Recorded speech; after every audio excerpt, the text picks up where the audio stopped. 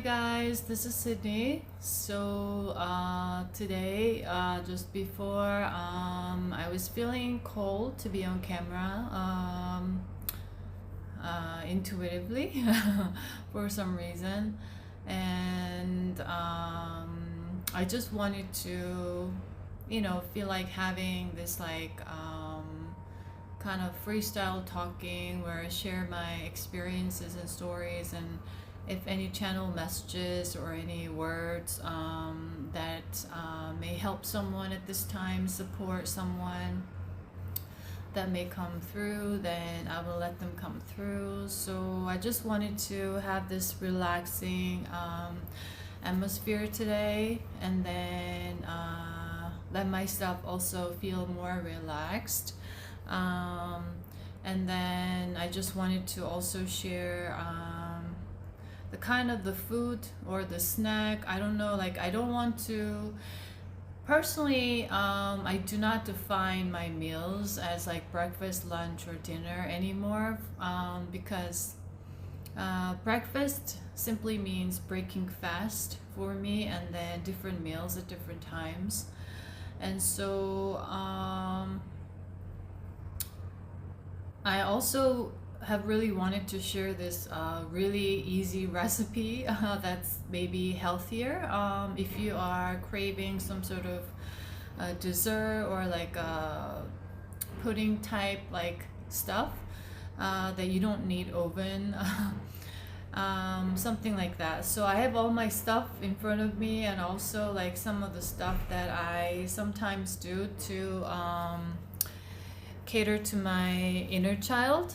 So I don't know what may come through. I have my flowers with me in front of me, so I'm feeling really relaxed and just feeling really like in my element with these things right now. So I just wanted to share these moments with you.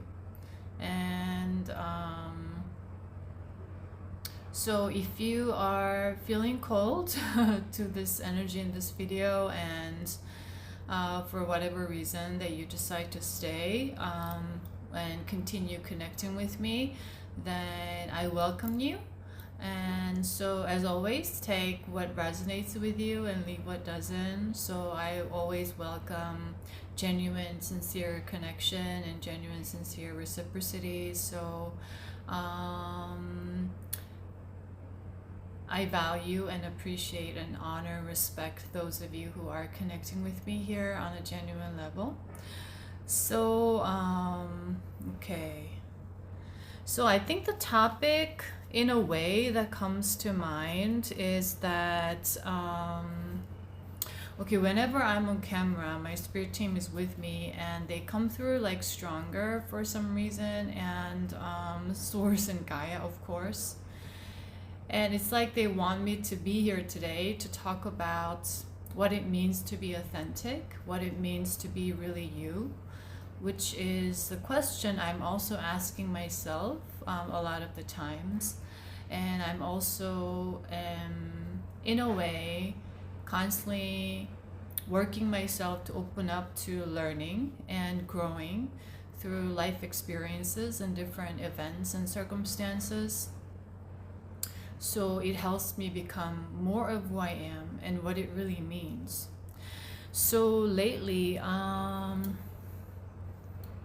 been meditating on this idea, and what came to me was a lot of this fear that we are working with.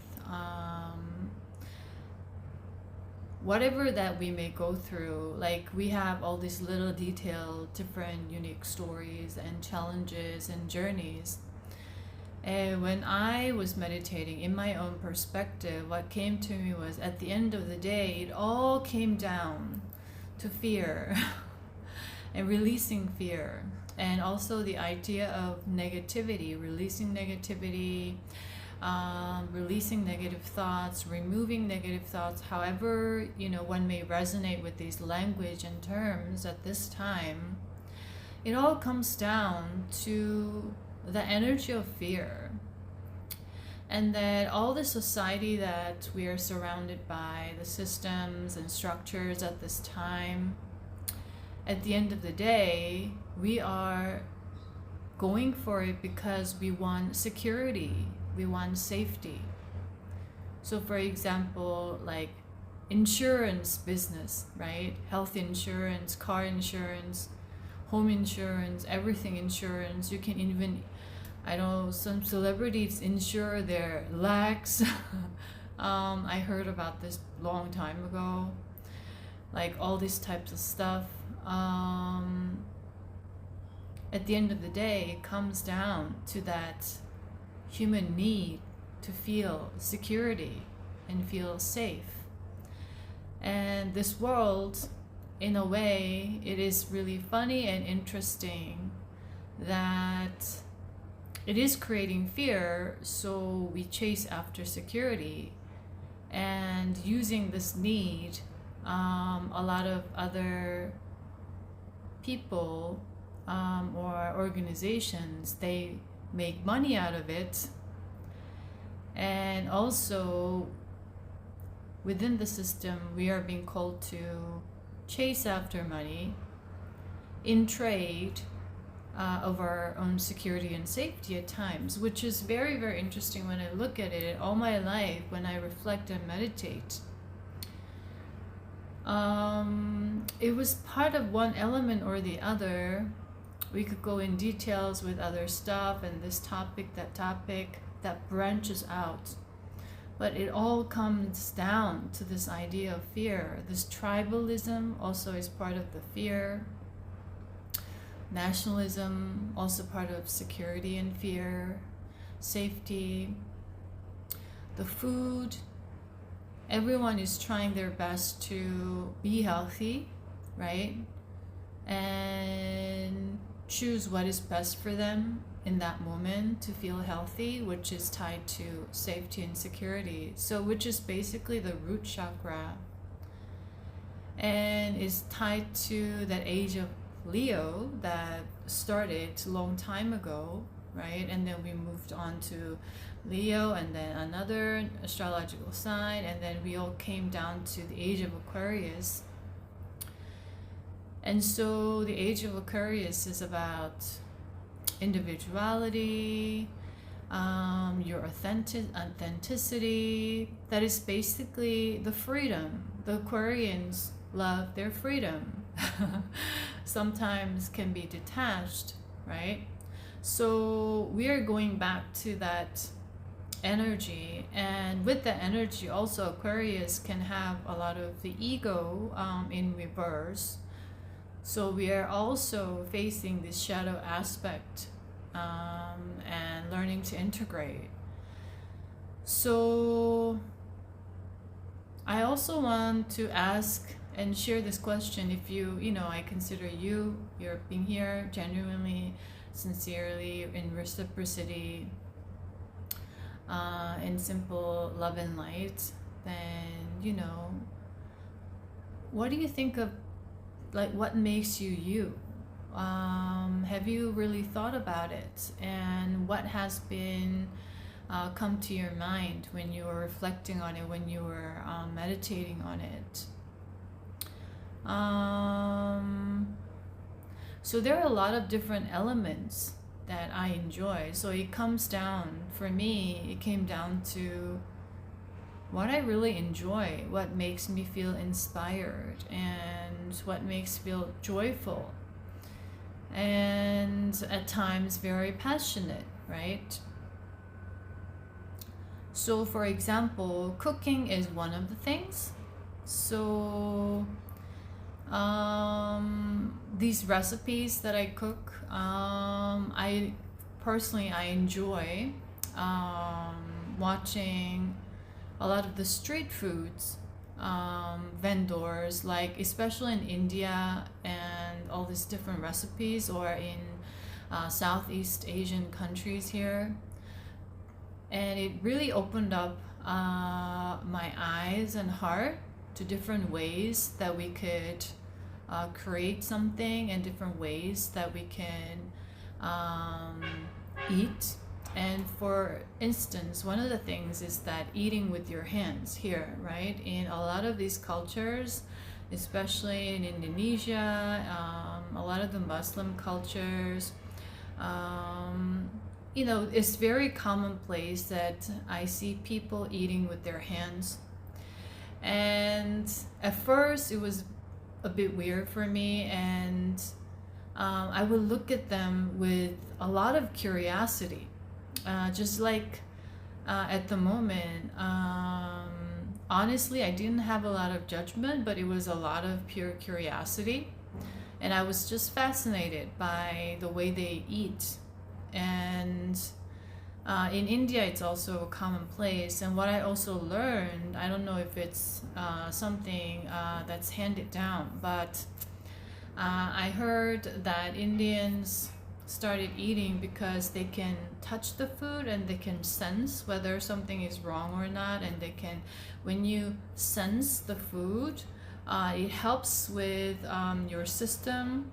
So it's all the connection with the nature, your body, and so it comes from like the traditional ways of like this, their own studying and digesting, like all this Ayurveda and all of that. So it was very interesting for me to learn where it came from or how it got started, and now it just handed down. And then I see a lot of these vendors here, like they use their hands. They use like banana leaves, and then they put nowadays I see a lot of the plastics, aluminum plastics or newspapers that contain certain toxic elements. But these people do not have any ideas or awareness. So that's how it's changing. But before, it used to be just like banana leaves or other leaves in tropical countries where it's very abundant for them, and then put it, and then they would just cut some cucumbers and then put some salt and some peppers, and that's like a street snack, for example. And so I started to get really interested and fascinated with these kind of like different cultures and how they cook and how they mix ingredients.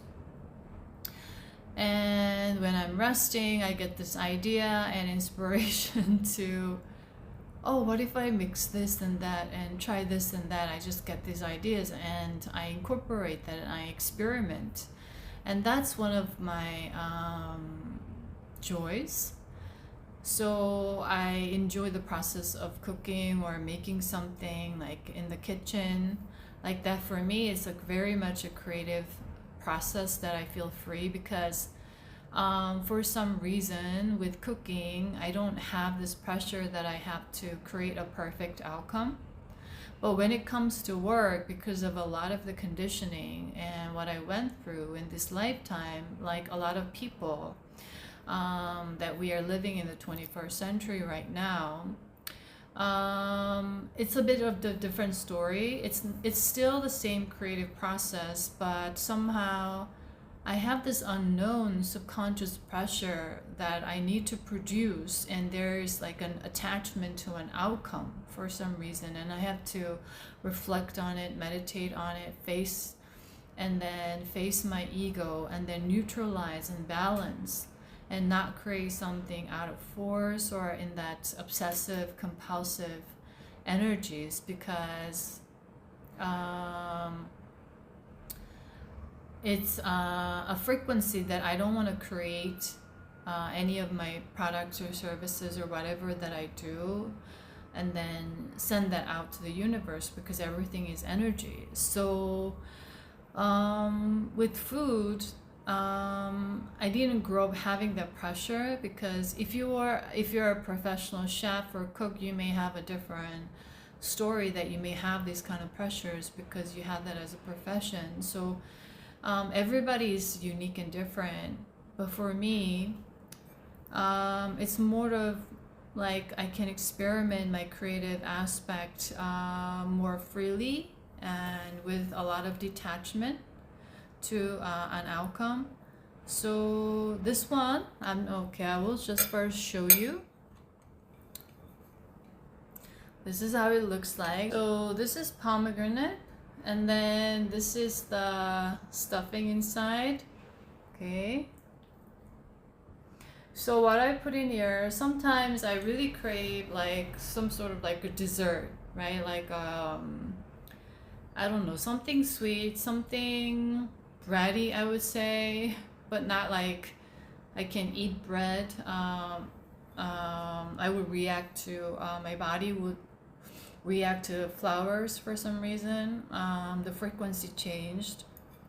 So I got this idea from different types of cooking and old way of cooking, like in Africa, in India, in I don't know, Asia here, and also in Korea. And I had forgotten about it. And at one point, I just remember, what if I mix these things and create this? Because I had this craving, and I would go for something that would that's not really healthy for me. And I have been dining out since when I was in Malaysia, in Kuala Lumpur. And then at the beginning of when I just arrived here, because usually I don't have all the ingredients or the facilities set up in all these Airbnbs that I staying. And then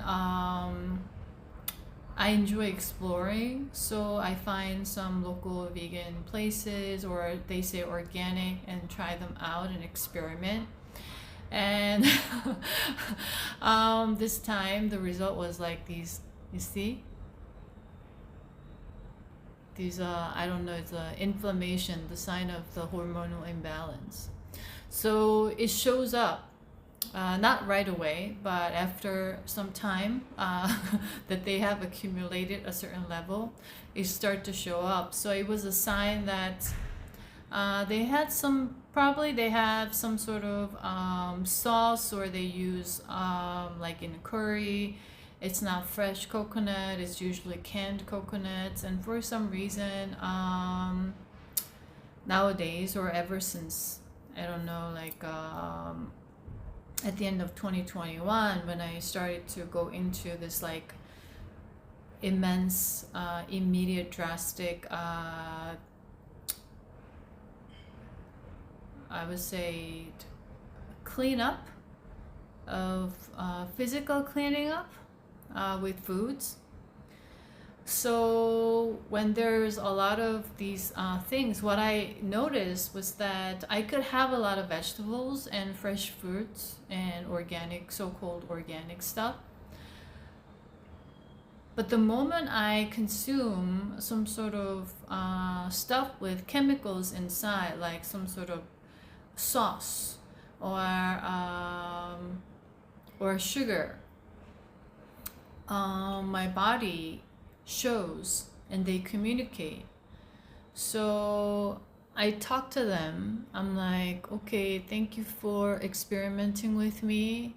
And that I am sorry that I put in these stuff. So I will now take better care of you, and I'm just gonna focus on cooking and eating cleaner. Then they calm down and they're like, okay, we are good. So in a way, it's really interesting. And I used to grow up with a lot of these like little pimples and inflammation most of my life. Because I was very sensitive to all these like chemicals and all this stuff, but I didn't really realize. So for example, like I used to love using perfumes, and I would love like all these different smells. So sometimes I would even like spray all this perfume on my bed sheets before going to bed, because it made me feel really nice to have this beautiful smell that I resonate. So all these things were hormonal disruptor, and I didn't realize back then. And I put a lot of makeup on because I loved putting makeup on. I love like all this, like it was also a creative process for me. And when I reflected on it, it's interesting because it was part of like in a way a masking, because whenever I had these like pimples or these like things come up on my skin, I wanted to hide them, right? I wanted to look flawless, looking perfect. So what I use is so-called concealer. So when you look at the name, concealing something, the hidden faults and the spots, imperfections, that's what we've been advertised with, right? It's covering up all the imperfections, and your skin is like looking really fine. And right now I'm not wearing any foundation or anything. It's just I have this I try to go for like anything more naturally made. This is like a lip balm, an organic moisture lip balm. That is the coloring is, I think it's like beeswax and all that stuff, and the coloring is from natural like colors from this flower in Korea, and another one is from like beet, so it creates this red color. So I just put that on and I stopped drawing all the, what is it, my eyebrow. And it makes life a lot easier, but I still have fun, I still enjoy, because you know this is part of what I love, and it's part of me being human. And I see that as more like a grounding exercise or a grounding aspect of enjoying being human at this time. And then I have this liner, and I'm trying to find this like natural liner that I found where a lot of the ancient Egyptians used, or a lot of these Middle Eastern countries, the women's, the black pigmentation. But I also discovered that they may contain some metals and lead. So I don't know what is better at this time, whether there's like a liner that may contain these things. But like that, I'm learning more about different things, different natural sources where we can still enjoy these things, but on a different level.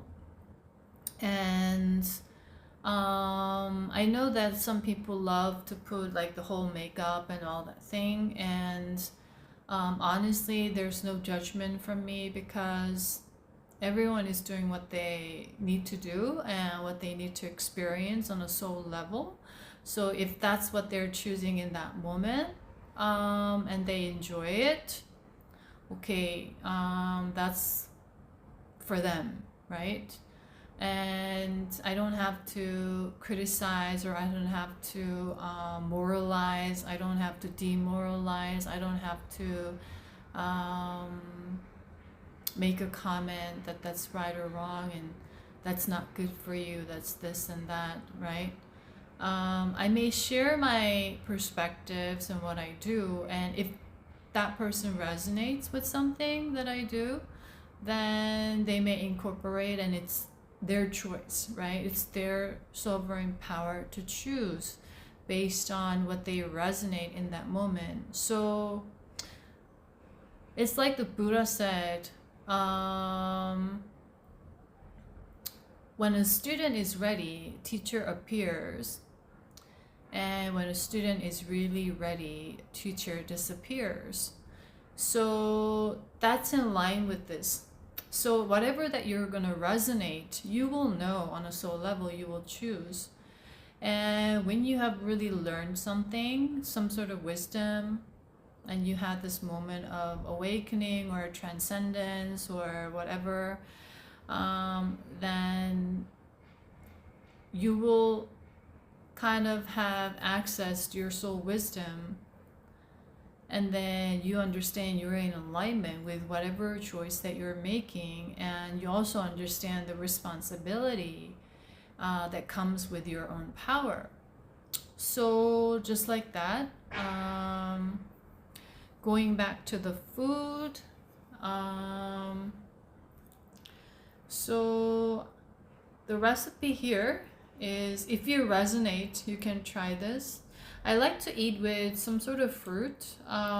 Usually I love pairing this with mangoes, or I put in bananas here, but like more bananas, or something soft and a little bit of sweet. Sometimes like dragon fruit, red dragon fruit, or pineapple.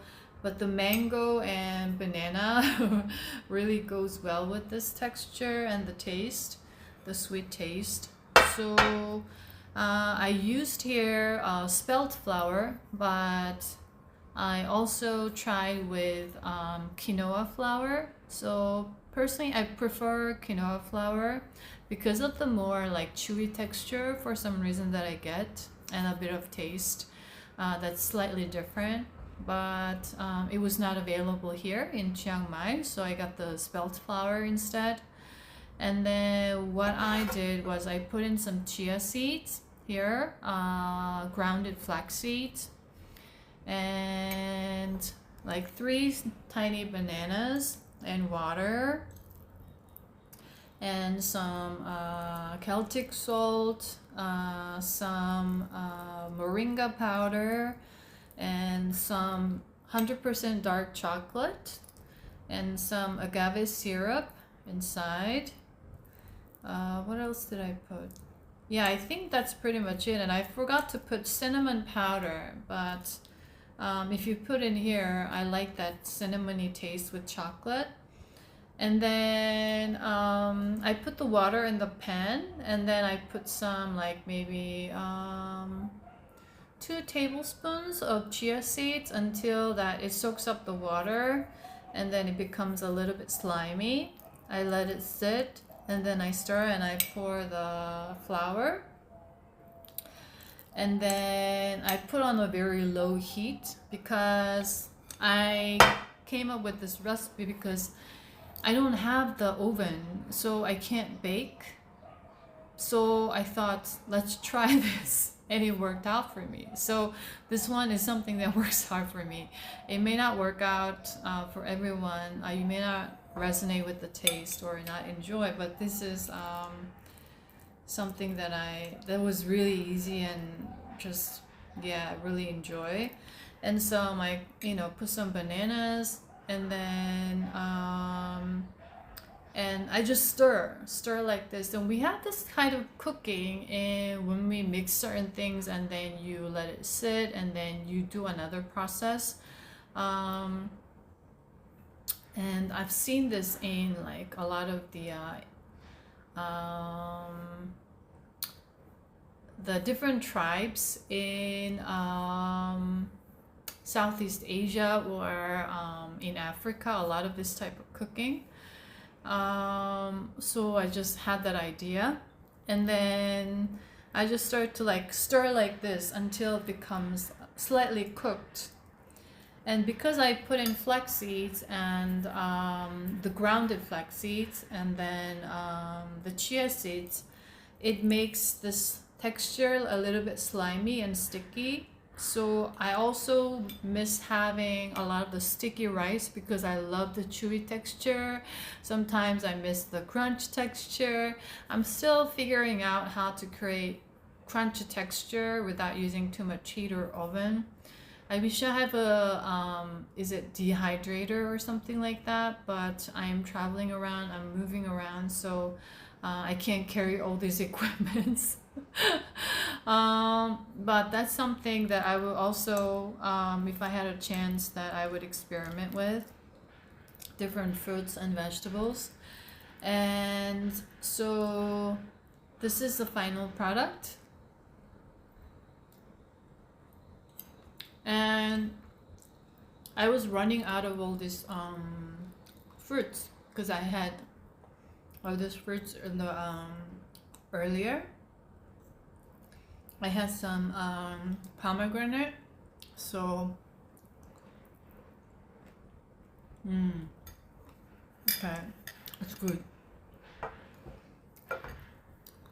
So you can put in more chocolate, or you can heat it up more, however however that satisfies you in a unique way. And hmm,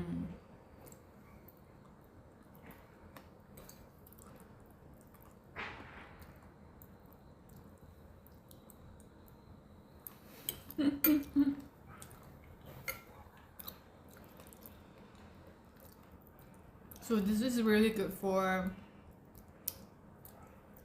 soothing my craving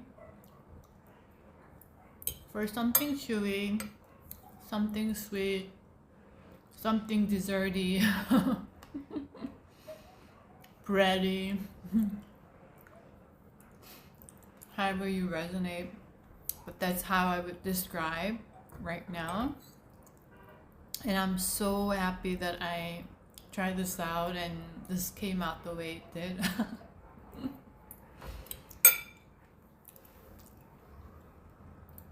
And I'm also trying to incorporate more environmental friendly ways of like carrying things.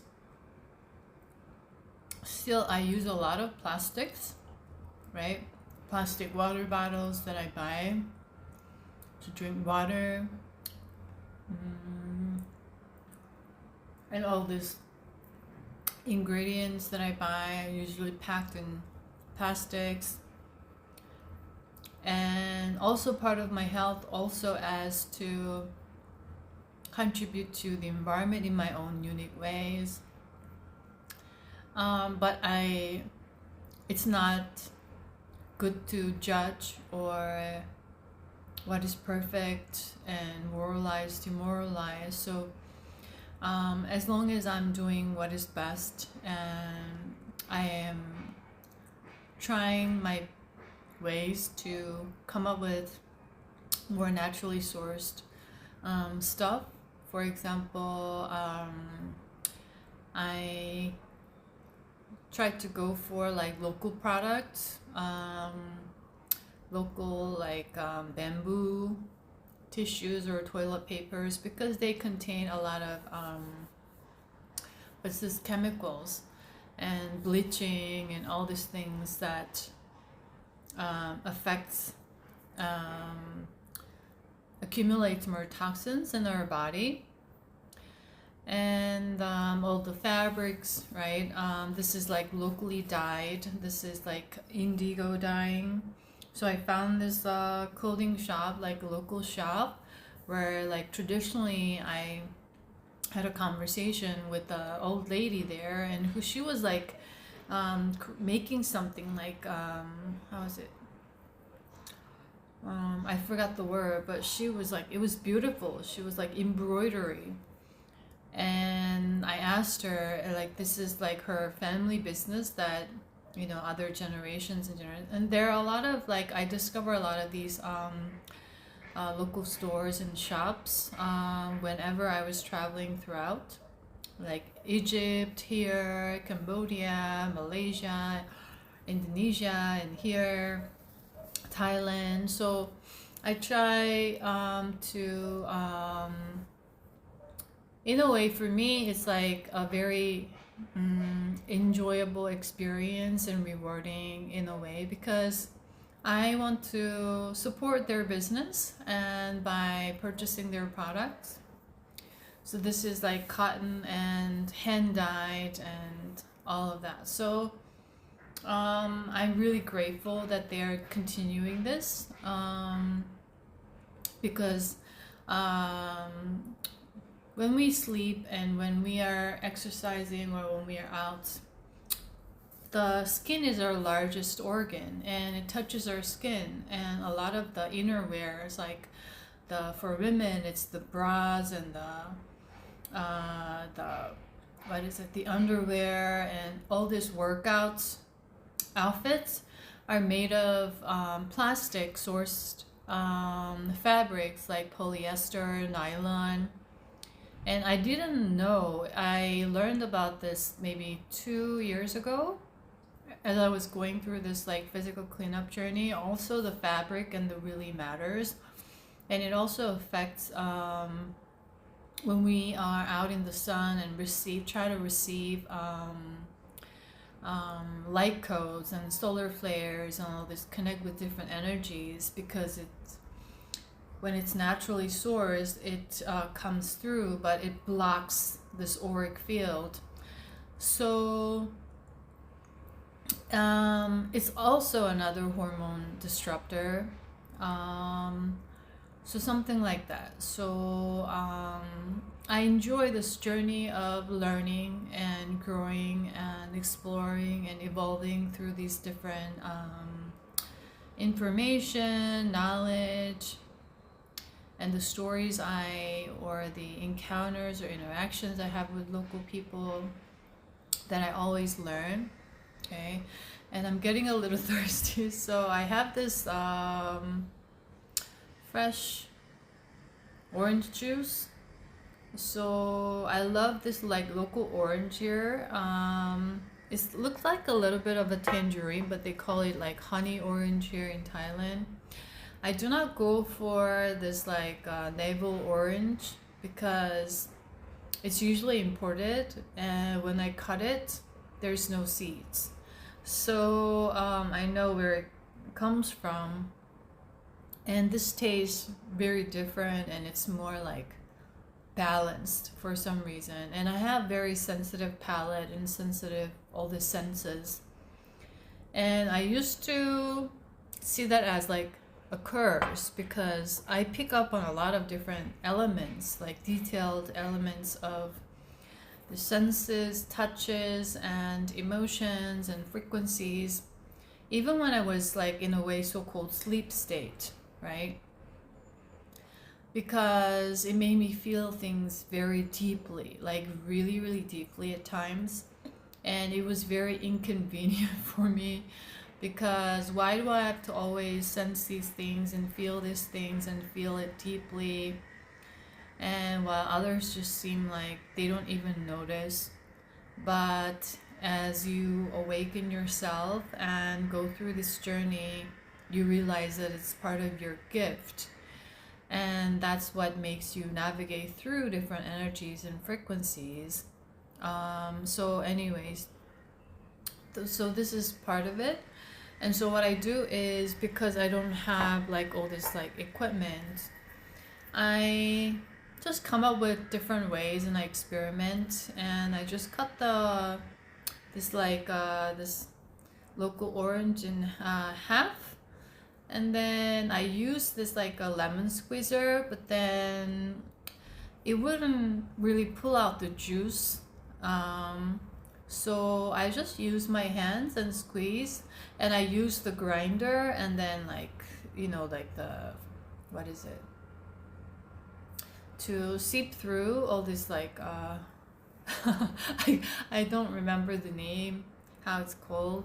So I just squeeze with my hands, and I just like this, and then all the juice come out, and some with the seeds here, but I don't have to drink the seeds.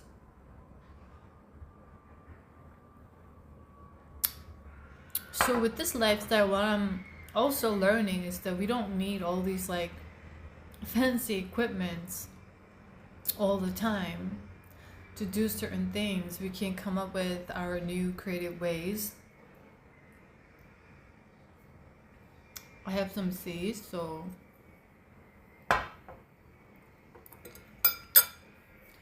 and then it's still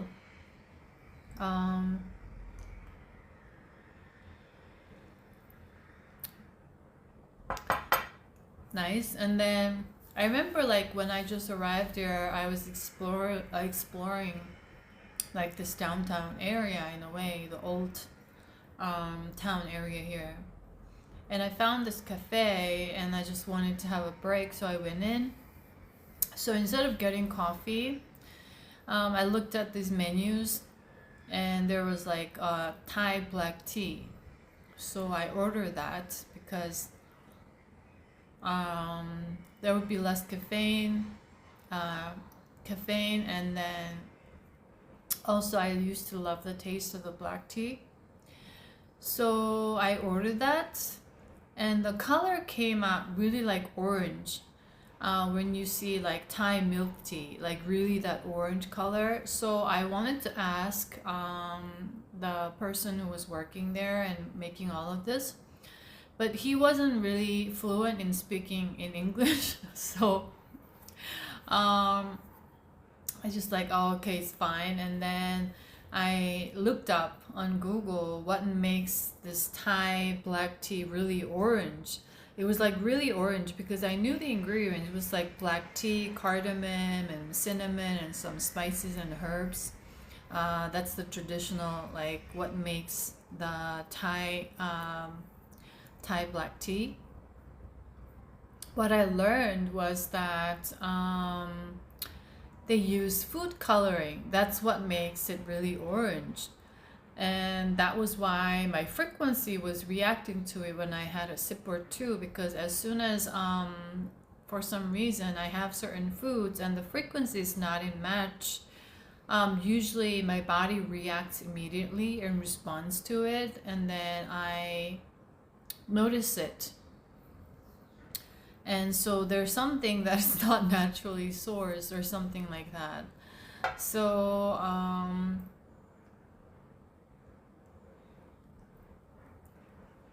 that was another interesting discovery, that a lot of these so-called like honey lemon tea and all these things, when you look at it, it's not really honey, it's not really like lemon.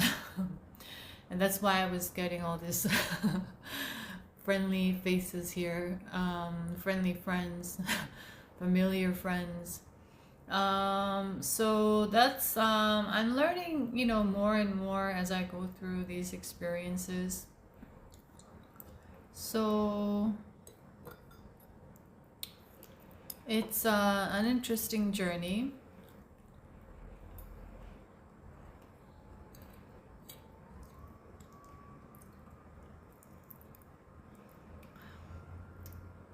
And throughout all these processes, it has helped me to discover more of who I am, what I really am made of.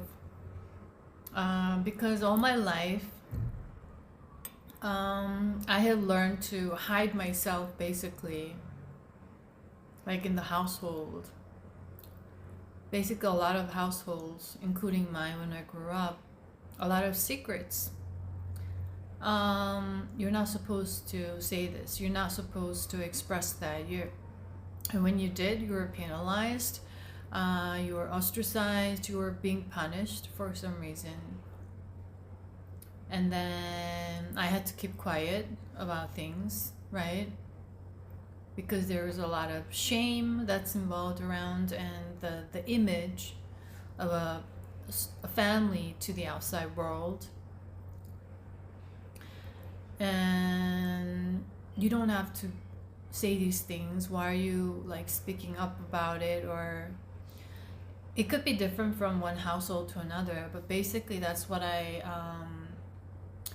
had to discover when I was going through this healing journey, right? Looking back in hindsight. And as I was going through it, I didn't even realize that was what was happening.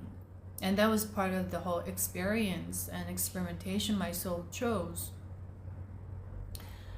so that I would really be inside it, not having full awareness, or therefore I couldn't articulate what was really happening, but somehow intuitively be aware and feel certain things and have these information accumulated. And when my spiritual awakening journey really took place, so-called dark night of the soul, that ego death process, right? Ego integration, however you resonate with these terms, or the healing journey, the more you reflect on it, the more you go into yourself, you start to realize what was really happening. So all my life, it was this process of all these people around me and the environment disempowering myself. And now, the moment I had that awakening, It was a journey of empowering myself again. And I had all the equipments and resources within myself.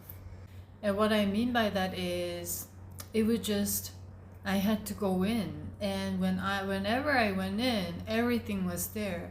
All the answers, all I needed. And it sounds like a cliche, or it sounds like, okay, that's too easy to say. But I understand now that's why they have these kind of reactions or responses, because one has to go through it in order to relate and understand. And the reason why I share it is because it may not be the timing yet for someone to relate, but it could be a reference in future timeline as they go through this journey. Oh, I remember. Now I understand. I can relate. And they could be in that moment of loneliness because you have to be in a very isolated place when you are going through this healing journey.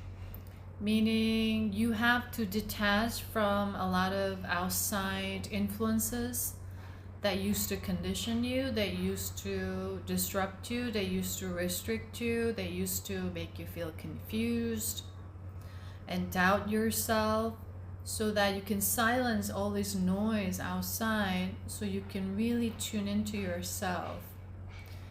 And people really have a hard time doing that because we are afraid of being lonely. And talking about loneliness, I remember at the end of, like, when I was in my 20s, from mid 20s going into like late 20s, in between that age,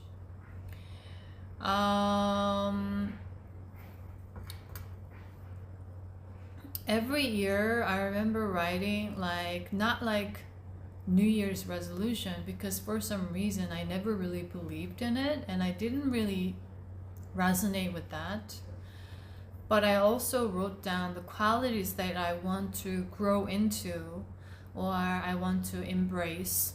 So the qualities of, I would reflect on myself and I want to develop this quality in me and develop that quality in me and work on that throughout this year. And that was the process every year, ever since I was, I think, at this point when I was like entering college or during college, I started like, okay, a lot of people write down, oh, I want to lose 10 pounds, I want to gain, I want to do this, I want to buy that, but I didn't really resonate with that. So it was always like, for me in this journey, it was necessary for me that I focus myself on growth and expansion constantly, because I was carrying a lot of ancestral karma, generational karma, and that was one way that I had to do it, because otherwise and also part of it was I had to stay very lonely in this life through a lot of different cases. And when I look back on it and that age, I remember hitting really deep sense of loneliness, and I felt this like sense of abandonment, and that loneliness or that thought became worse and worse, because at the time I was going through a lot of this like sugar food addictions, or having all this like unhealthy relationship that's tied to emotions. And also where I grew up, there was a lot of things going on. I grew up with a lot of chaos, confusion, drama, and all of that, all kinds of negativity around that. Was like, now I look back, it was disempowering, making me doubt, and all this process, within the family circle and all these other relationships around. So, and also I was really conditioned with the idea of success and moving forward, as in like, you have to be in this place by the time you are out of college, and then this, and then this, and this, right? that programming, that belief system inside me. And in this lifetime, I went through a lot of changes and I had a lot of different jobs in all different areas. And I was always the one, felt like, kind of a black sheep in a way among friend groups or people around me because I was doing something different. So being different was making me feel very lonely deep down, but I didn't feel safe to share how I really felt, or even when I showed a little bit, I never really felt heard. I never really felt 100% sincerely comforted or someone really could relate. And in this lifetime, in hindsight, I chose to be around all the karmics, not my soul tribe, for a reason. And I remember in my Native American lifetime, I was with my soul tribe. I was very much supported, and we had this strong bonds with my siblings and all these people around me. In this lifetime, I was basically like feeling like a lone island in a way, deep down. I had friends and people that would come and go, right? And I had this chance to interact and hang out with a lot of different types of and groups of people in this lifetime. That was part of my soul choice. And it was very seasonal for me. And then even with jobs, my very first job lasted like 6 months, and then 2 years, 2.5 years. The longest I've stayed in one organization was 4 years. Well, within that 4 years, they had me move to another organization within the organization. And so a lot of changes. And whenever I went to work somewhere, there was always restructuring happening, M&As going on. So that was all part of the experience. I experienced a lot of things, and every time, all my life, I have been like an observer, which made me feel like an outsider. So I remember having certain moments where I had really fun friends, but then I had to move on. I moved to a new class, or I went somewhere, and then I had to say goodbye, and where I had to be alone in a very strange environment all of a sudden. So that helped me to observe and study everything. So for me, like, life was a one big giant school. Like, everything that I chose to do, and I was in different circumstances, I would observe and just get really curious and study.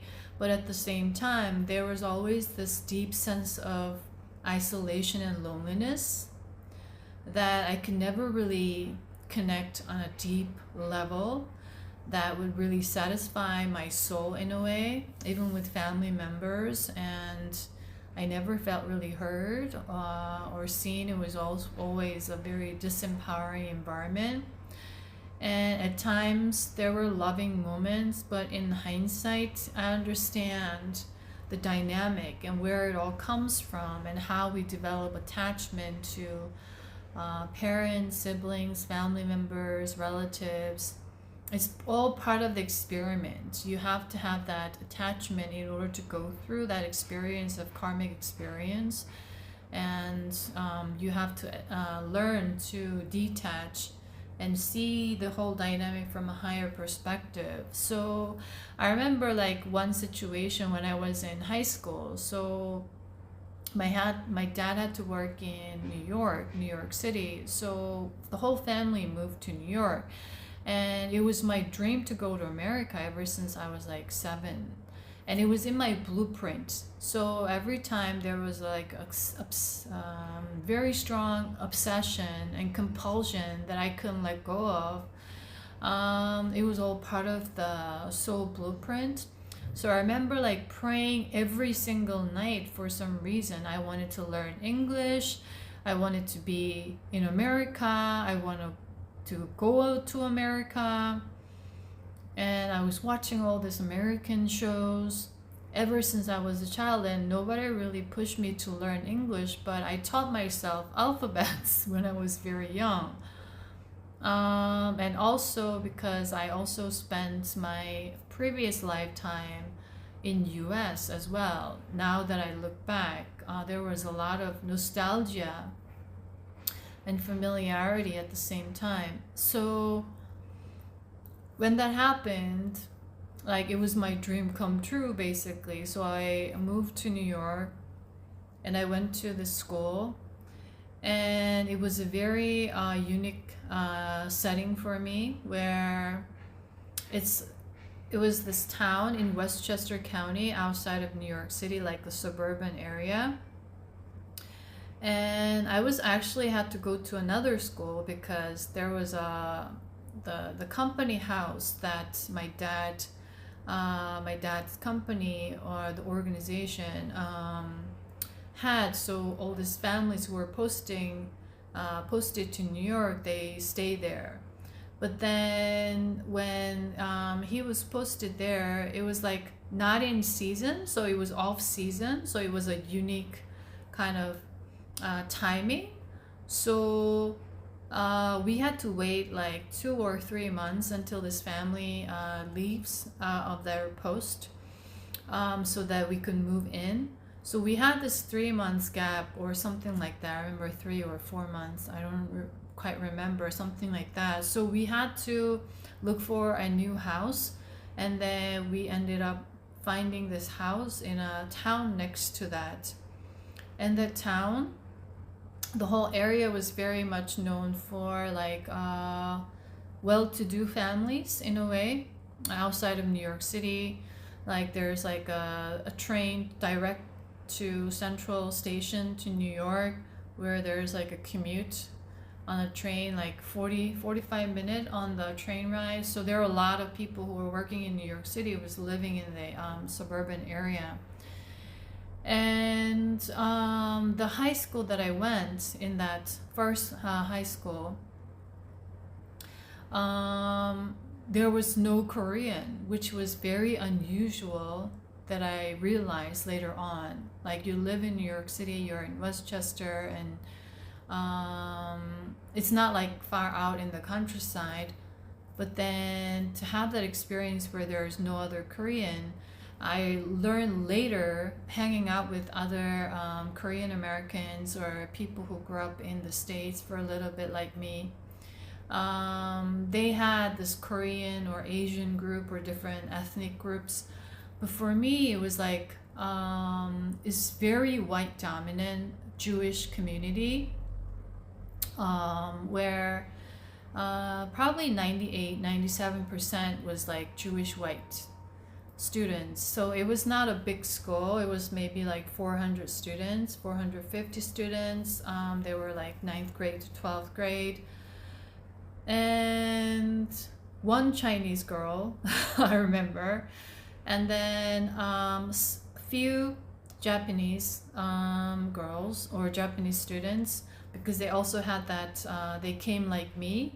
Their dad had to work in New York City, and then also very interesting was very little Latin American, which is quite unusual as well. And then very few black students, like maybe 1 or 2 every grade. And then there were a lot of kids from whose parents was working in United Nations. So I had a friend, Belgian friend, and her parents, she came to this town because her dad had to work in UN in New York City, and their posting was about like, I don't know, sometimes 6 months, 9 months. So I had this early exposure to European kids as well, a little bit. So there was one German girl, this one Belgian girl I became pretty close with. And I saw like for the first time like this French girl or this Norwegian girl, this Swedish boy, an Italian boy, like in my English as second language class, which is something that you go into because you are not good in English. You can't take English class, normal English class right away. So it was very interesting because the way they dress, how they behave, I would just always like observe and learn something. It was very different from the environment that I was used to. And also there's something called cliques were existing. So it's related to like idea of tribalism in a way, in a very smaller sense, and that stereotypical labeling has been very much into like penetrated deeply into American society. Back then I had no idea, but I started to realize the separation. And unless you went to like elementary school and grew up together, they already had their friends and cliques. So like nerd groups, like, or the smart groups, or this like football groups, or this like cheerleader groups, or the sports groups and popular groups and outsider groups or whatever. So it was very interesting for me, like these things exist. And I remember like discovering a little bit superficiality, and I remember like kids go, hey, what's up? And then you're about to answer how you are, they're just passing by. So for me, it was very superficial, that why are you asking what's up or how are you if you're not really interested in hearing how I really am, you know? Or like everyone like, hey, gather up and let's take a group photo, and everyone who's not even close, they all act close and they smile and they put like all this like suddenly. And for me it was really like odd, because when the picture is done they're like, okay, whatever, like I don't know you.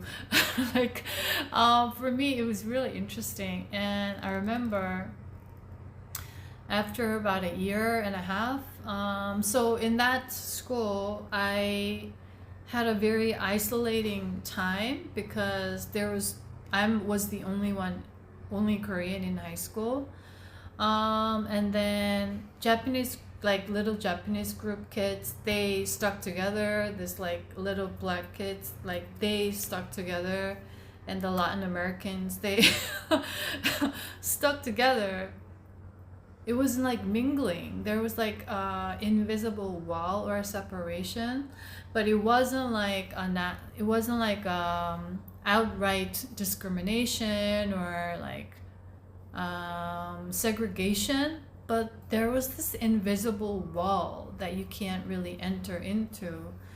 And so I sometimes talk to the Latin American kids, the European and the other this Japanese. I was pretty closer, like more a lot closer to the Japanese kids, because you know, like we were Asians, so called.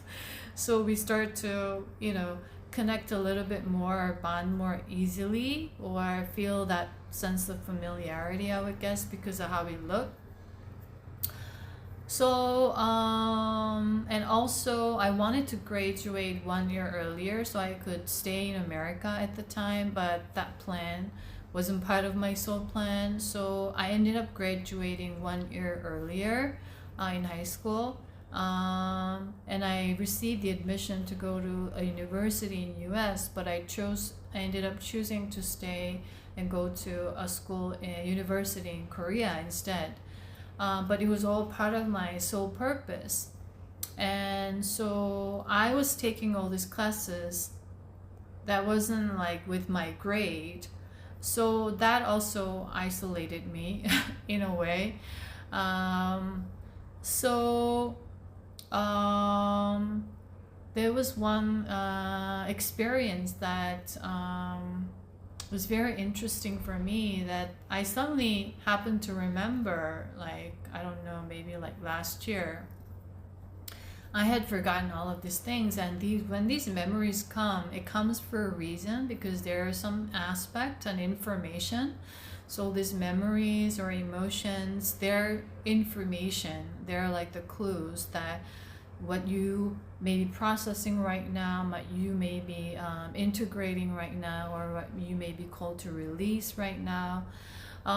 So that memory that I felt like I was always alone and I had to have meals alone, or I would, because I had to take all these extra classes. I didn't have the lunch time, but we were allowed to eat our own meal during classes. So I would bring get my lunch from the cafeteria and then bring to class. And while I'm listening to class, like in the class, I'm just eating quickly. And so it was always like on my own, in a way, by myself. So I always had that sense of loneliness and not really having like close friends. Though I had a couple of like one Japanese friend, very close. We hung out. One friend from Switzerland, one friend from Belgium, but they weren't staying long. They were like moving in and out. And so, but the American kids were very much separated with their own groups. And even though like I played sports, I played volleyball and I played track because I wanted to, like, for me, it was my opportunity to explore and experience different things. And I was very like outgoing and I loved playing sports and being outdoor since I was young. So I tried out for that, the volleyball team, and I joined. But even within that, there was a lot of separation. And so I remember all I was seeing was like all these white Jewish kids. And at one point, I remember going into the bathroom during my break. And then I looked at the mirror and I freaked out. Like literally freaked out because I see this Asian face. Because I was seeing all this like white Caucasian faces all the time. Like I was looking outward, but not inside. But what they were seeing perhaps was like this look, right? But all I was seeing was like Jennifer, Andrew, like James with blonde hair and all this like brown, like different skin and eye colors. But that was what I seeing, and all of a sudden I see myself and I remember like literally freaking out because of what I was seeing was very different from what I was always seeing in the hallway during classes. So that memory came to me, or that experience. It was like this idea of being different, or this separation between how you look is creating all the separation and division, first of all, and that subconscious bias all the time through all these commercials that we were watching, all these movies that we were watching. It was subconsciously programming the stereotypical biases without us realizing. So in one of my videos, I shared the book that I read, years later, like Malcolm. I forgot who was the author. Like it was called Blink, right? In the blink of an eye, there's like a subconscious bias that we have, the judgment based on all this programming, and we don't even realize. So I had to also, as I was going through this process, face all of my own inner judgments that I had created, that I had been conditioned with through my environments and unique experiences towards myself and towards other people, that sometimes, no, I don't have that judgment. No, I believe that people are this and that, but that judgment comes out really quickly. And so I had to catch that, and I had to really reflect and meditate on it. Why am I having this discrepancy? I say I believe in this, but I have this natural reactive judgment towards certain cultures or races based on what I have been taught, what I have been experienced, and all of that. So in high school, I remember there was like, um, for some reason, I was selected as part of this group where they had me, they sent me to this other high school next door. And then like this people really interviewed me when I experienced any what is it, bullying or judgments, like about because you are being a different race and something like that. I remember going to that program because somehow my school chose me to be part of that project. And then I shared, like I have this, but I never really experienced any discrimination or bullying. So that was the truth. I never really experienced any like bullying or like real like on your face. But actually, in hindsight, there was a sort of bullying in that sense, that segregation, the separation, the judgment that I also see a lot with Hollywood movies, because it's produced in America, especially in American movies.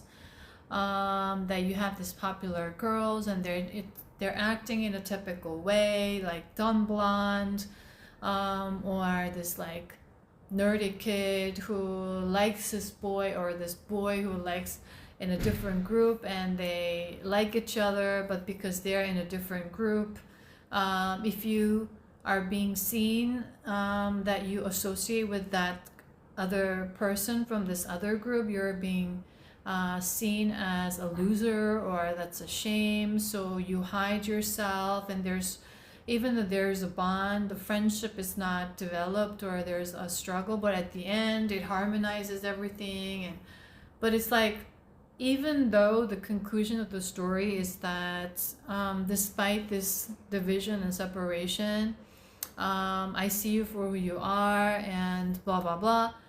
But at the same time, ironically, all these movies throughout is subconsciously programming and reinforcing these separate groups and separate ideas and all these images about stereotypical, like, if you are this looking, if you are this type, then you're part of this group, even though you have this connection with this person in another group or another race or whatever. That we ourselves limit ourselves, right? We don't belong together, like they're and then if I get out of my tribe, they will penalize me, I will be alone. So basically, we stop doing these things because of fear of being alone and fear of being abandoned and rejected. And basically, that fear is all created out of this. And another experience that the source and guy in my spirit team wanted me to share. So all these things are just I'm sharing about in divine timing, I guess. That I was a part of the school track team because I really wanted to play sports. And I remember I wasn't able to speak English much, but I wanted to be part of this team. And so I remember going up to this teacher who was coach of the track, and I remember like, I don't have the skill to do this or that, but I can run. So I remember after school going up to him and saying, I want to join the track team. And I really wanted to be part of the school team, the sports team. So I remember saying, like, I couldn't speak much English, but I remember saying to him, like, I can run, I can run. And that was really funny. So at the end, like, okay, then come to the practice, join. And it didn't really require a lot of the skills. But then when I joined the team, we had a really large school track, like Olympic kind of size, like really big one. And then just to warm up, the kids were running, I don't know, like 1 mile or 1.5 miles or something like that. And I remember for the first time, because I told him that I can run, and then I was just gagging because I never really ran this long, that much. And I was out of breath, and all the nose were running, and all this like this saliva. So basically, like the throat was burning, I was in pain, but because of what I said that I could do, and I wanted to be part of the team, like I ran 1 mile for the first time in my life. But then as I was doing training and more, like later I was running around in the neighborhood as part of the training, school training, like 4 miles. And so I also learned a lot from that experience, that when you train yourself, you could do a lot of different things and it's possible. So anyways, we had this school competition where this is like a home competition or away game, meaning the other school comes to our ground or we go, and then that was the home game where the other school came. And the coach said, okay, like you do high jump and discus, and it was a very small school, so we had a very small team. And there were two guys who were part of the track team, and they were like football quarterbacks. And I was like a ninth grade, and they were like senior in high school. And they had this like bulky look, and like typical, like when you look at teen dramas, typical like football quarterback kind of look, and this physique. And so I was very shy. My English was not very good. But then I was surprised. They were very kind, and they were very friendly, and they were very encouraging towards me. And they taught me how to like do this and discuss, and there were two guys. And so that was like, I remember one time I felt this like no barrier all of a sudden. But once we interact, some are not as they seem, but we judge based on how someone looks, and this labeling that also limits myself, limits other people. And once you actually interact, it may be different, and all of these things. So they were really, really kind. And I remember that home game, I was participating in high jump. So when I went to that area of high jump, I did, but at the first try, the pole fell down. But then I was announced the winner, and I was surprised. Like it was announced, like in the throughout the track, the entire track, and they announced my name as the winner, the first place, because there was no competition, nobody was participating. And then I went to the discus section to compete, and these two guys were there, and they're like, "Oh, you won! I heard your name," and they're like, "Congratulations!" And they were like really like cheering for me, and that was like the first time where I felt like I was like they were really open and warm and inclusive, and I experienced this like non-judgment, and there was also like this. Also judgment within myself that these people are a certain way and they must be this, and it was creating this wall within myself as well. So it was very interesting experience, like all this different dynamics. So basically like I lived with that loneliness, and I remember like in that, going back to that like 20 mid 20 like late 20 period, in between period, I went out of my first job and I moved to another job, and I was working in finance at the bank, and then I was a credit analyst, and then I quit that job, which everyone was like considering that's a good place, good job, secure job. but I quit to join Time magazine as like a reporter editor, and I quit in like less than a month because I saw the whole like ugly truth or the reality. It was all part of like divine experiences, what I saw and experienced in that brief moment in time. And so I felt like a failure all of a sudden, that I thought I was doing well. And then I'm quitting and I'm moving while all my other university friends are stabilizing their career in like banks or other Korean companies like Samsung or all this like. But then I'm always moving, and I feel like I was obsessed with finding my purpose in life back then. And I remember reading a lot of the kind of Christian related books as well, like, and I was feeling like I'm not a Christian and I don't believe in this Christianity like whole belief system that God has like is punishing and this and that. But then why am I drawn to these like things? And I felt really like conflicted inside, and I was always seeking light, and I would really like always pray that help me to be light. And I don't know who I was talking to, who I was praying to, right? But it was like I was talking to my spirit team at the time. I just didn't realize that help me be the light, because I was really in the darkness throughout all these experiences. And then it just really hit me. And then I tried another like communications consulting firm, and like a lot of hours and very difficult situations, and I was stressed, and the physical body just took a toll on me, and every just thing fell apart, and I fell into really deep depression. So all my system was out of balance, out of alignment. And I started to have like suicidal thoughts, and it became worse and worse.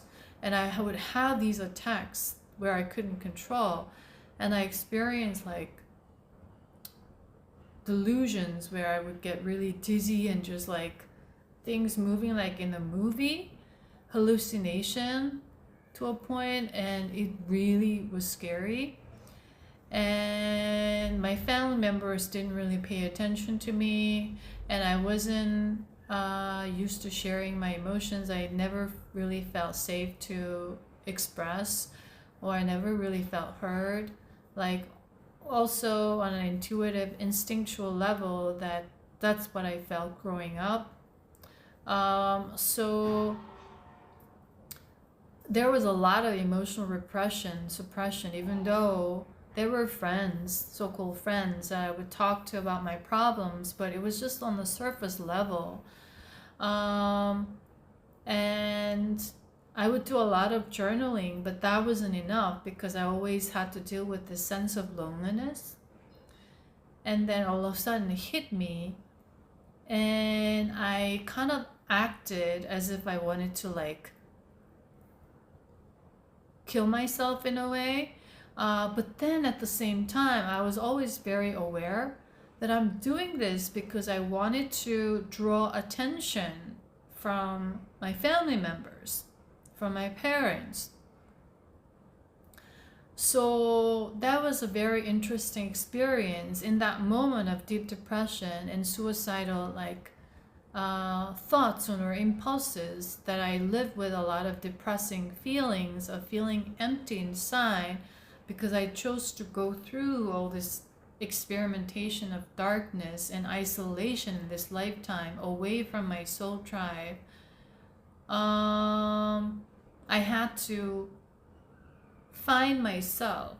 That's what my soul chose to do in this lifetime particularly.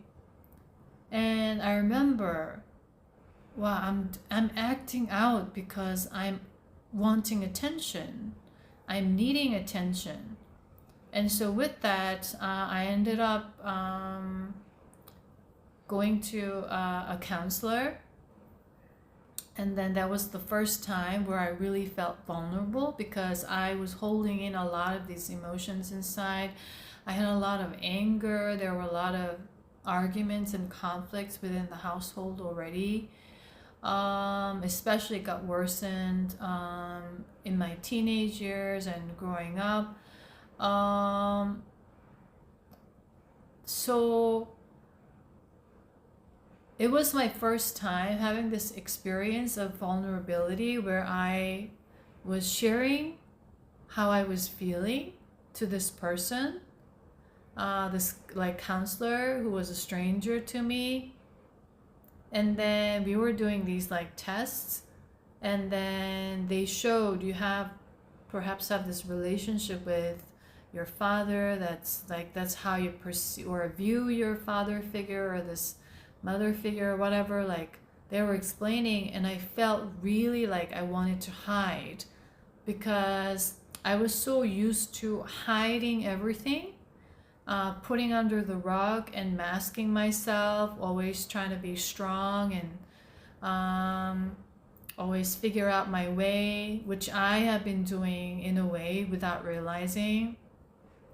That when someone was really discovering and sharing these things, I didn't wanted to, it felt like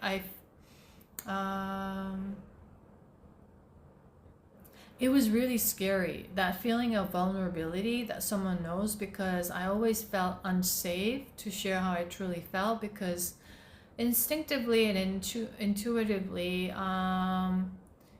even though I wasn't able to articulate, or I wasn't aware of what was happening, it was always being manipulated. That truth or that honesty was being used against me throughout different parts of the experiences. So I was used to hiding how I really felt, because I never really felt safe. And now that someone is reading me was the most scary thing. So later, because of these experiences, when I share like this is what I see, like psychically I see through, and I subconsciously see automatically their past life or something of what happened, what's in the subconscious, sometimes like images of what they're hiding.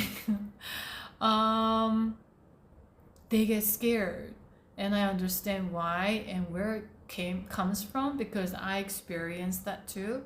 So that was one big, like that was the most I would say the rock bottom that I hit in my 20s, and I recovered from that, and there was a lot of spiritual awakening and transformation that I was going through to transmute all this, like at the time, generational karma. And later I realized, and I was actually given the information that it wasn't my karma, but I took that on to clear the generational, that bloodline, to part of as my volunteer work for Gaia, clear that dark lower energies. So when I have this big overview, it was really interesting, and I had to also learn to be weak and be vulnerable. And at first I didn't even know what that really meant. Like I couldn't get that grasp of what it means to be vulnerable. What does it mean to be vulnerable? What do you mean by vulnerability? Or what does it mean to be authentic? What do you mean by authenticity? Like I really questioned these things, and that was part of my whole journey. I will always question the essence of something throughout all my life. What do you mean truth? What do you mean honest? What is being really honest? I don't really get it, you know? So that experience, that I had to basically take care of myself, even though I grew up in such environment that was seen in such way. I felt always very poor, lack inside, and also there was a lot of struggling financially because I was like in and out of jobs and all these jobs that I had, despite how it looks glamorous outside with the name and the title. Like the salary was very like basically like overworked, underpaid, most of all these jobs. But I always went for the experience, so I would sometimes do side hustles. I remember like teaching phone English, like waking up at 6 and then going to work at 9, or doing all this like part-time translation work or interpretation work or this other things, and save money to travel or something like that. So that also helped me to connect with all different kinds of people on different levels, in different industries, and moving different jobs.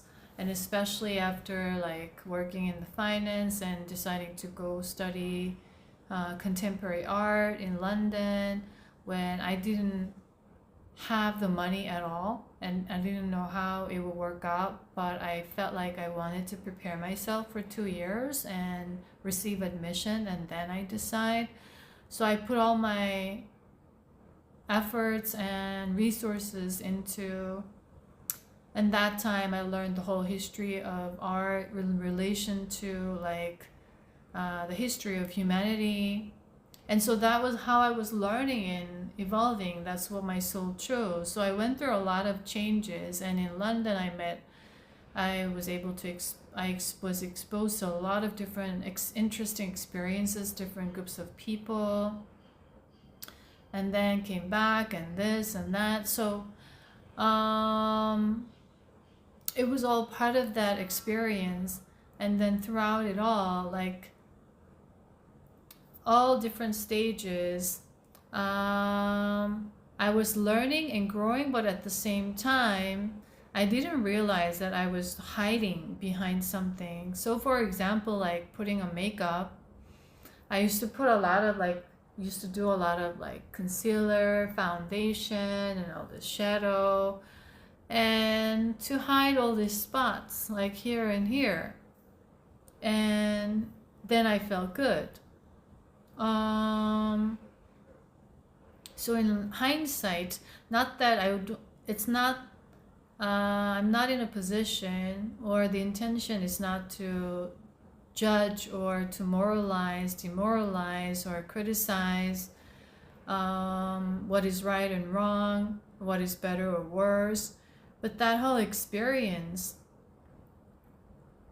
the intention behind it without realizing was to hide something from myself or mask myself, to present myself in a certain way, in a certain, even like in corporate years, you have to dress a certain way, to look a certain way.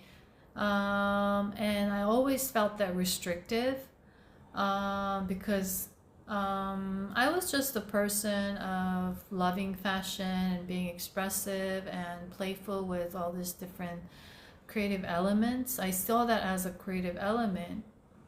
So throughout our life, basically, we learn to mask, we learn to hide, and then when being exposed, we get scared. There's so much fear initially that comes out, and the shame. We just want to hide ourselves. Like, I feel so ashamed. And I see a lot of these interviews, like, they apologize for crying. I'm sorry I'm crying. I'm sorry I'm... But I question or I ponder, why do we have to apologize for crying so much and showing our emotions? So I also used to be that person, right? I held on to my tears because I didn't want to make other people see me cry or that I'm crying. And I had to kind of slowly put that wall down, because I would hold on while watching a movie. Like, even though it made me teary, I just couldn't cry freely, relaxed. But I realized that I was doing that, so I let myself cry. That was like long time ago, but slowly like that kind of awareness, and then me trying, and then overcoming, or however you resonate, transforming, releasing. So even now, there are certain aspects that may be coming, and with the Pluto in Aquarius, we are really being called to unmask and really discover. And in the process, we are going to be faced with a lot of feelings of being scared and being unsafe and being all bare and naked in front of people, and we feel ashamed. And that idea of, it's like I remember being pondering or meditating, reflected on all these documentaries that I saw, that like in African tribes or this like native tribes, they don't wear a lot of the clothes. And then once they learn to put on clothes, they subconsciously develop shame about being naked. And before, they don't have any ideas, or they do not tie that to any of the sexual ideas, which is the root chakra, that it distracts ourselves. And the sex, money, power, status, all of these things are tied is because, or have us being obsessed and programmed, is because when we are so focused on it, we exude so much energy, meaning we waste so much of our creative energy and the power within energy that is tied to the creative forces that you already have within, that we are constantly distracted with the thoughts and the images or the ideas that are not really yours, but the programmed, like programming, basically, the codes. So there is a lot of sexual connotations. You say something that, oh, like, especially I noticed this heavily. I'm just constantly mentioning America because that's what I've been experiencing a lot. I have a family member who has been living in America for more than a decade, and every year or every few years when I talk to her, I experience the change in the way she thinks and believes and behaves. And I used to make a joke in a way that, oh, there goes the American. You're no longer Korean. And it was like kind of a joke in a way. I don't know, maybe a little bit of sarcasm, but for me, like, it was just like very silly, goofy joke based on what I noticed. Because like, oh, you're not supposed to do that. You're supposed to do this. And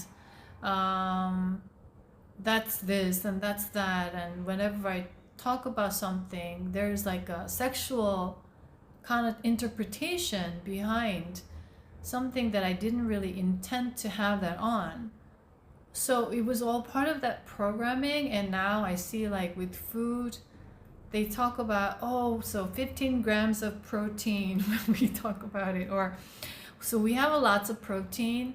And I don't know what protein means, what they mean by protein, like protein shake. And this was all like ingrained in their brain on a subconscious level.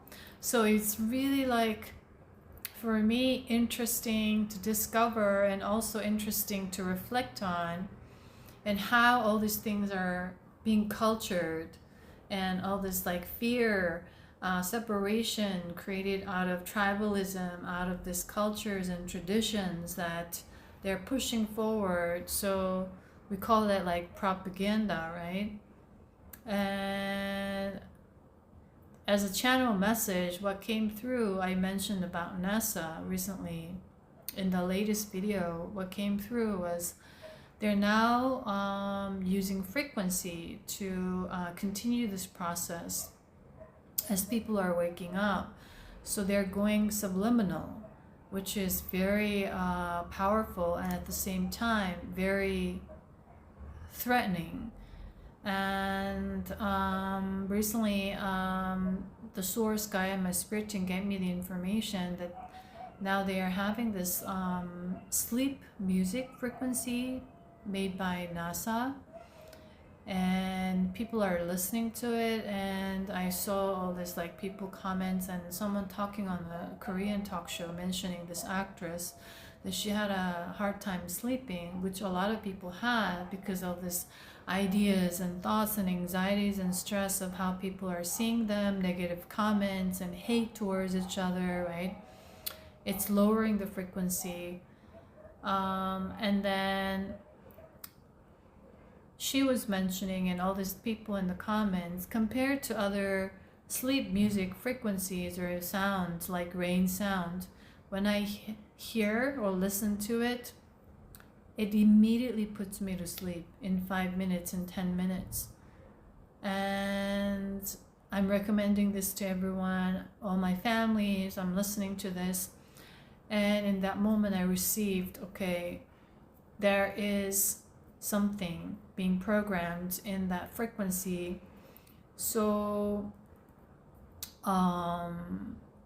that's another thing that we need to be aware of that I'm guided to mention right now. Also, okay, so I'm talking a lot today, sharing a lot about being vulnerable. So I used to really like, even before I had the spiritual awakening, used to question.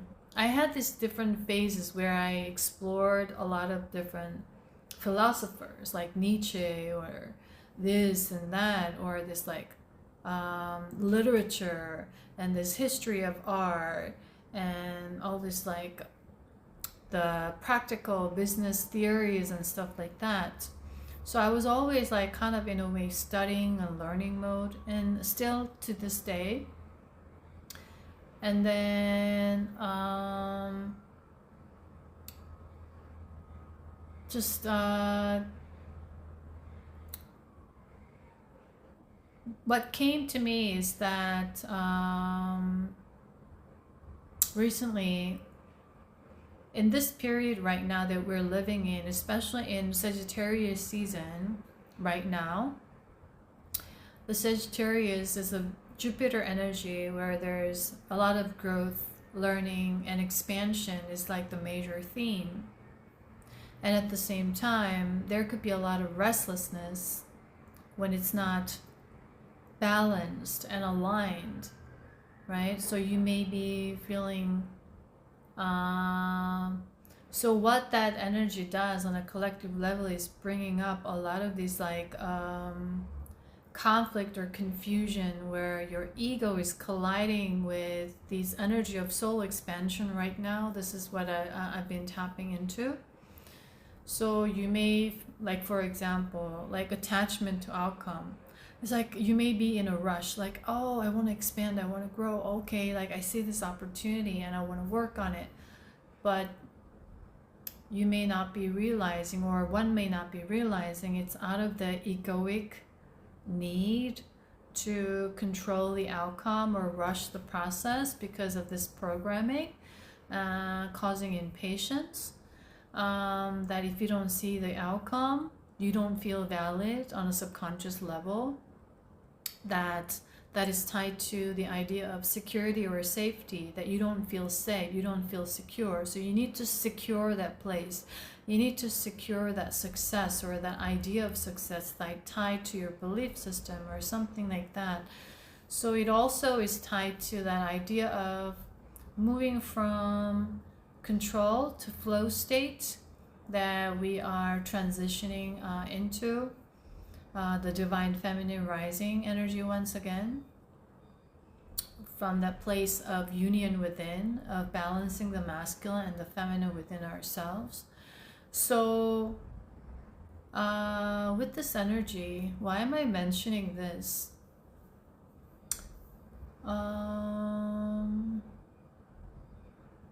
As we expand and as we are in the process of expansion, there could be a lot of the old habits, old patterns, the egoic desires or ambition. So that, okay, the reason why it came was it's because it's tied to that idea of ambition as an expansion.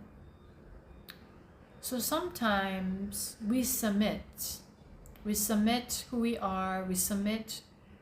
We believe we are to some sort of authority figures, organizations we consider authorities, meaning who are more powerful than we are, and we submit to feed our ambition of success, that I want to be part of this.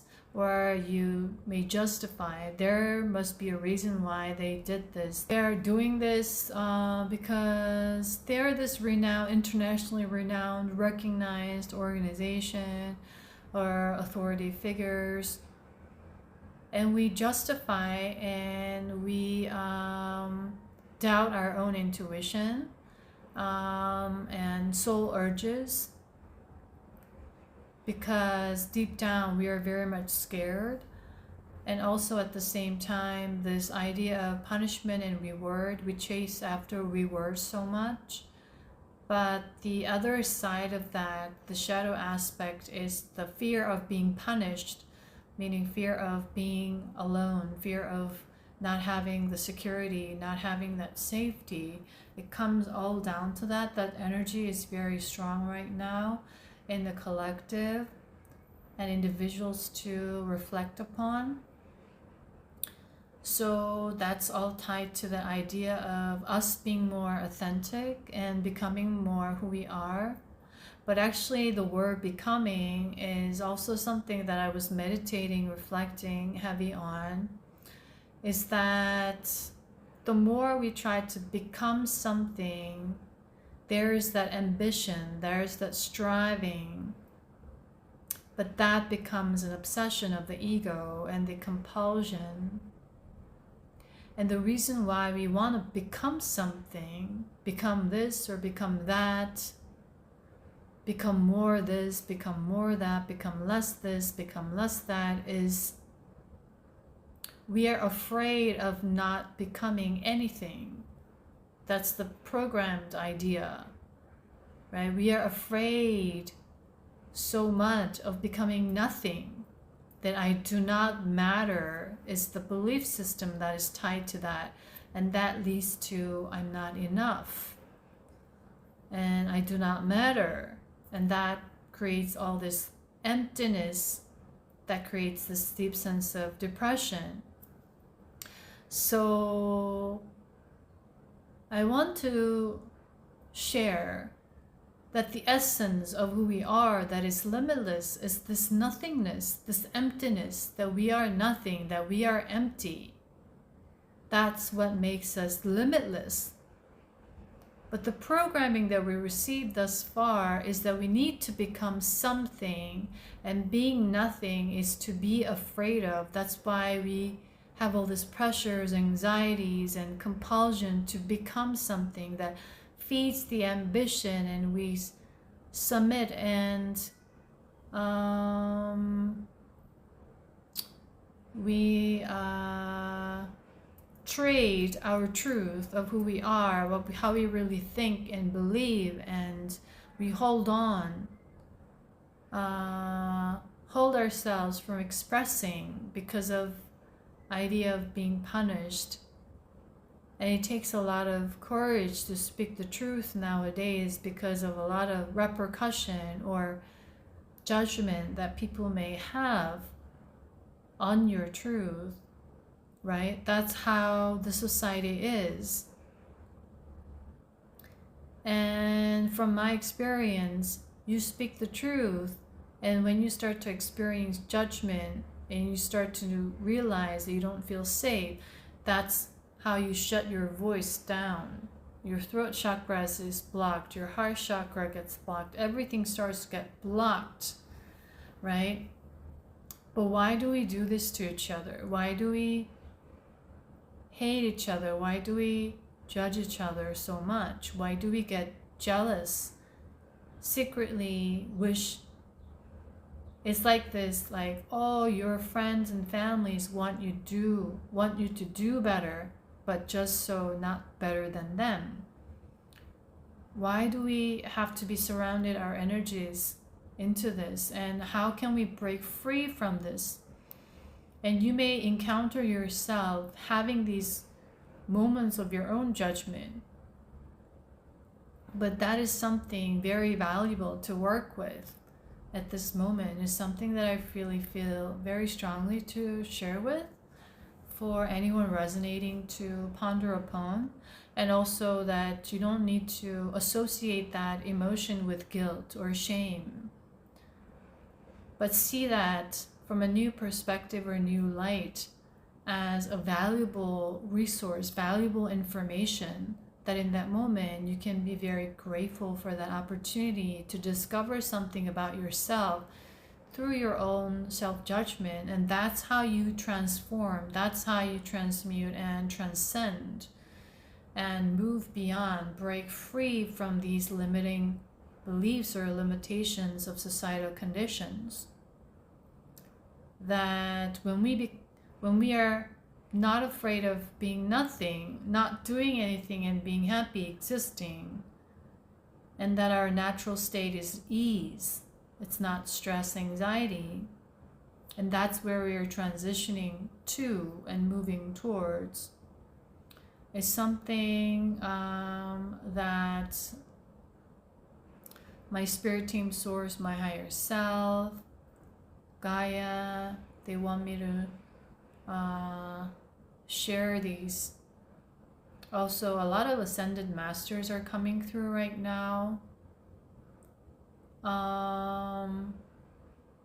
So it's something that you can ponder upon, you can meditate with. And also,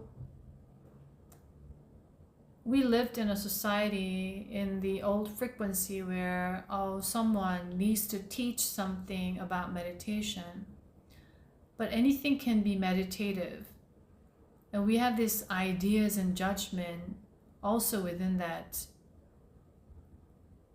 confinements, within that subject that we created with the old frequencies or energies, that this is what meditation is, this is what you should do, and someone is stating that this is what you need to do, that's how you need to do, which is all creating followers, also disempowering. So my intention and purpose is to become the guidance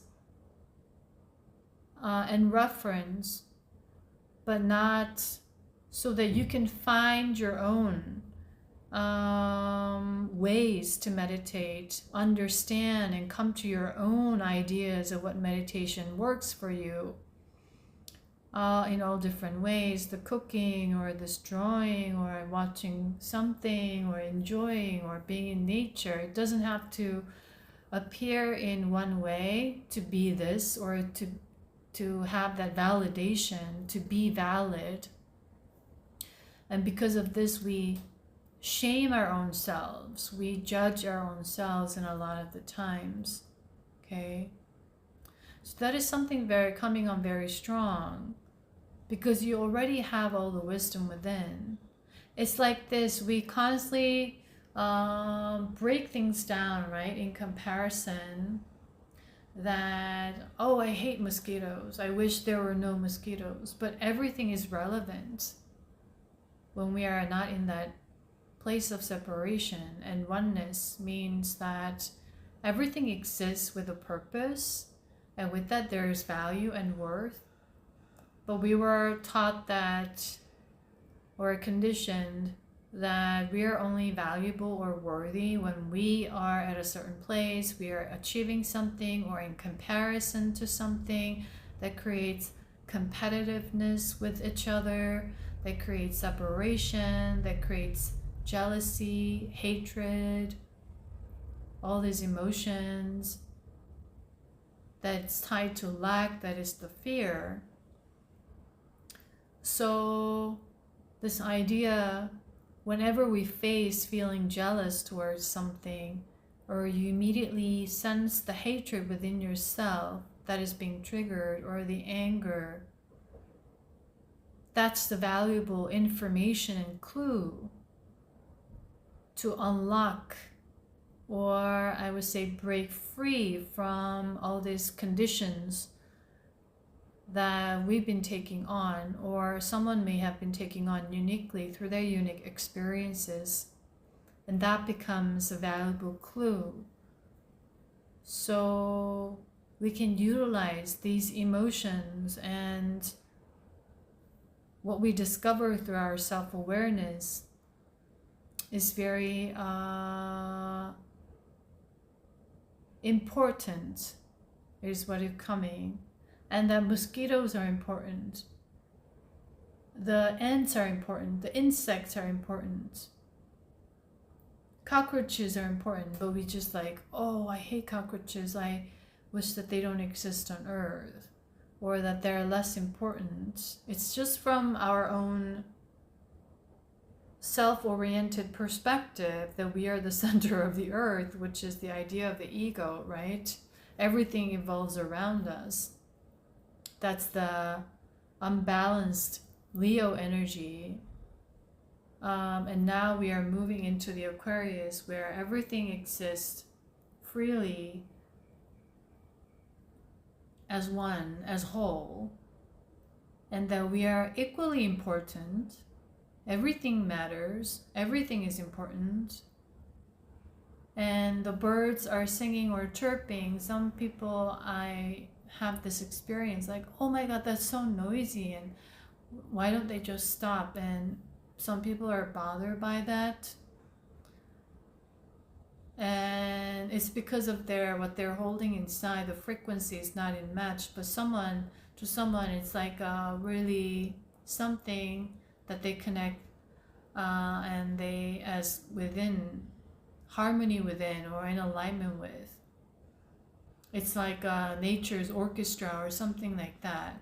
To some, it could be noise, discord, right? It all based on one's vibration.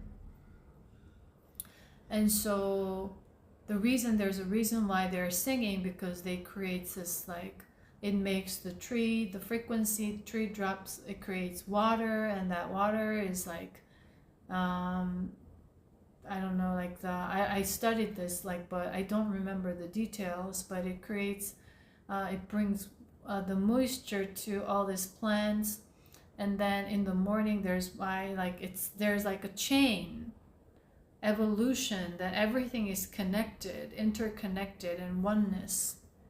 So I used to ponder about what is independence. What does it mean to be independent? What does it mean to be codependent? What does it mean to be interdependent? What does it mean to be dependent? And there are a lot of negative meanings and connotations associated with codependency, right? And there are certain things that we developed, but that doesn't negate that independence doesn't mean you don't need dependence, right? So that idea of strength and weaknesses, that authenticity and vulnerability and strength and everything, we want to really go deep within. And also the energy of Sagittarius represents wisdom.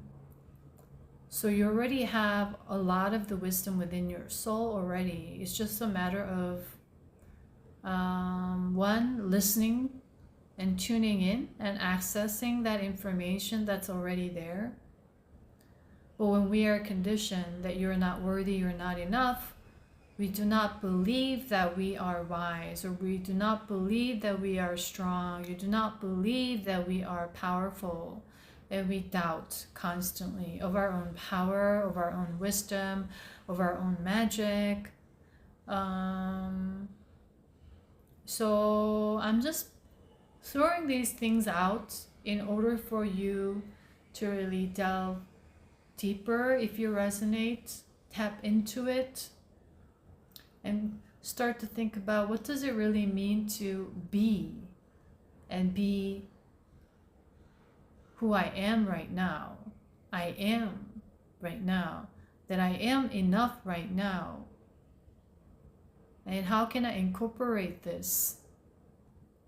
So with that, I was dancing a lot yesterday, and I had this idea to help people through dance with the movement to feel the energy and to understand the flow state, the energy of the feminine, the energy of the masculine that we embody both within with everyone.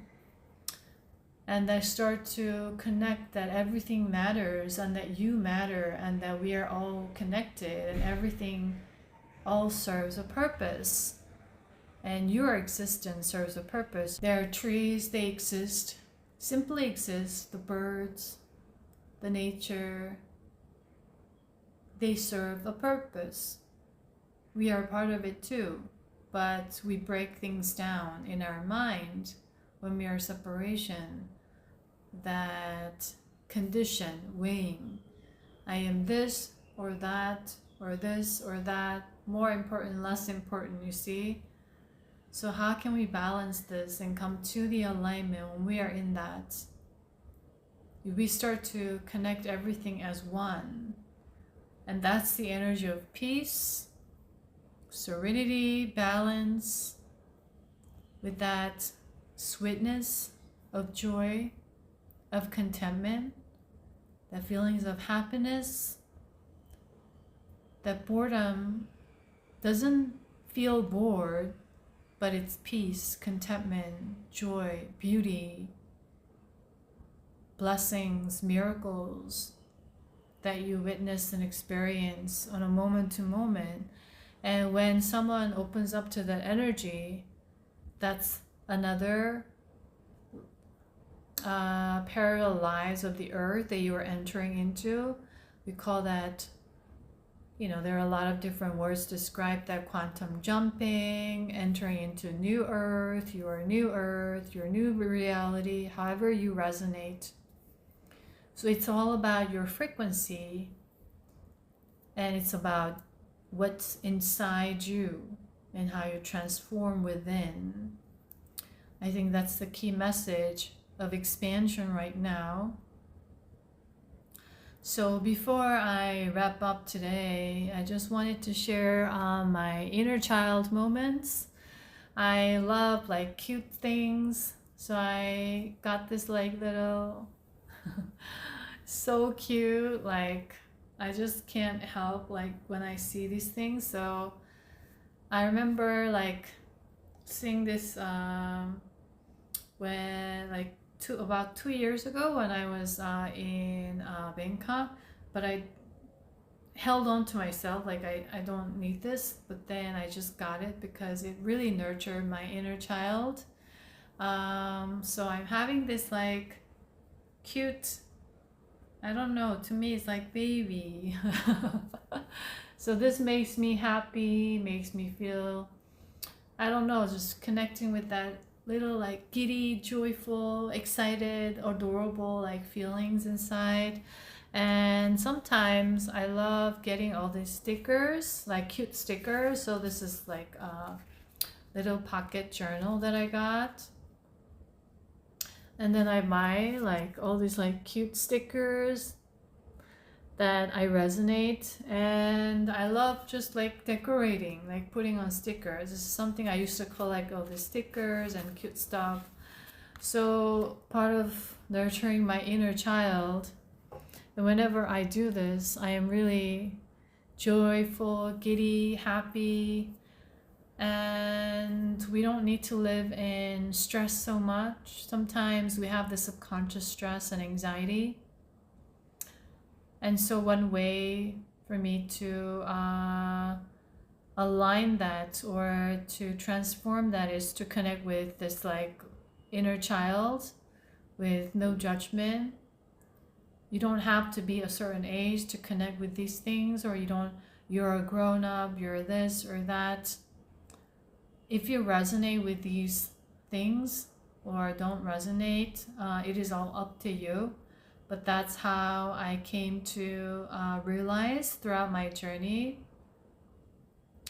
that it's part of the healing or alignment, balance journey when I connect to what makes me feel joyful, that we don't always have to be always strong, serious, right? Which we are used to with a lot of responsibilities, duties, and pressures, that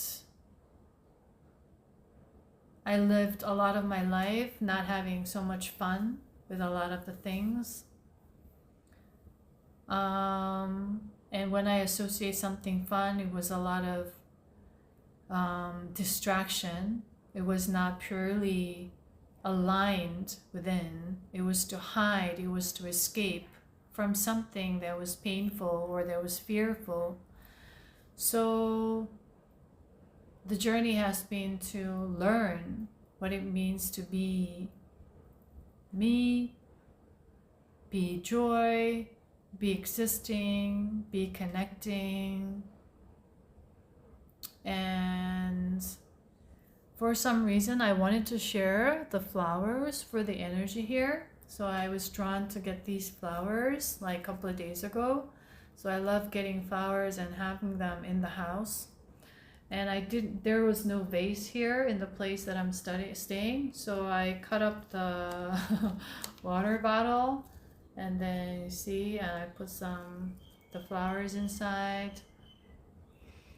And I connect with them, I appreciate them. And so I wanted to share this energy with you for anyone resonating, for you to start having this new beginning, new era, expansion in your life, that you come to that limitless self within and come closer to that belief from limit to limitless, and with the purity of the heart, where you remain empty, nothing, where we are learning humility, constant growth, learning, gratitude, that we learn to appreciate everything that we are surrounded by right this moment. Okay, so I don't know how this video is gonna go, but I share a lot about myself, which also is part of me sharing more about who I am, what I went through, that isolation, that feeling of loneliness that's tied to the emptiness that we are experiencing as fear. But this whole journey of spiritual awakening on the other side is rebuilding relationship with yourself, where you are discovering your fears, doubts, and all of the shames and all the self-judgment and judgment towards others. And it's a journey of forgiving yourself and also asking for forgiveness from others that you may have done harm, intentionally, unintentionally, like energetically, right? You can speak like, I ask for forgiveness to myself, I forgive myself. And you can also ask for forgiveness to anyone or any organisms that you may have done harm because you didn't know better at the time, right? You were still in the process of experimentation. Then now you see the bigger picture and purpose and have more understanding or deeper understanding. Now you're in the place of humility, asking for forgiveness from a genuine place. That's how we cut cords, dissolve karmic ties, detach from all attachments, and free yourself. And that's part of expanding your energy. Forgiving yourself, asking for forgiveness, and forgiving others and everything. And so with that, I hope this sharing of my stories or this video right now can help someone or support someone if they relate I am very grateful. And with that, I'm sending you lots of love. Wish you a beautiful day wherever you are. And I'll see you in my next video, guys. Bye.